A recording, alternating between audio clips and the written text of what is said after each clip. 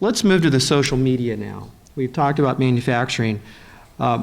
Social media startups, IPOs have been thriving here in the Bay Area. The industry's been hiring programmers, developers, engineers at a rapid pace, absorbing most of those with the requisite skills in the region.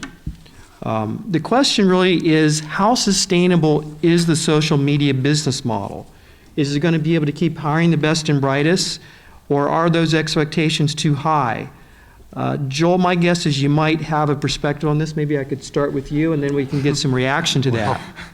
You know, I think social media reminds, of the last dot-com boom. I happen to have been working as an advisor to a venture capital firm, and let me put it this way.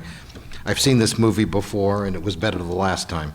I think that clearly some of these companies will survive and some of them may thrive over time. I think a lot of them will disappear. They won't be here in 5 years.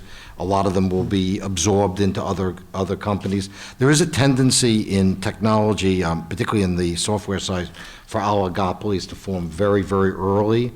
I don't know if there is any answer to that, but it certainly is happening.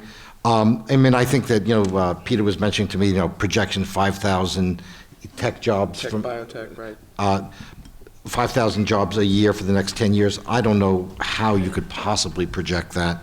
The bottom line is I think the social media boom has probably already hit its peak and it's probably going to start to come back. The problem is a lot of these businesses don't make any money. At some point you got to make money. One of the things about a manufacturing business or even a business like Amazon, which is selling a product, you can sort of see where the money comes from. I don't see where Farmville, I don't see where the money comes from. I can't quite get it.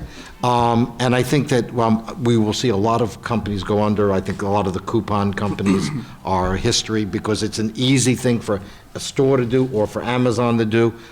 I just think there's a lot of money sloshing around the system. Uncle Ben keeps printing it, and it's got to go somewhere, and obviously you're not going to put it in a CD, so people are looking for high return.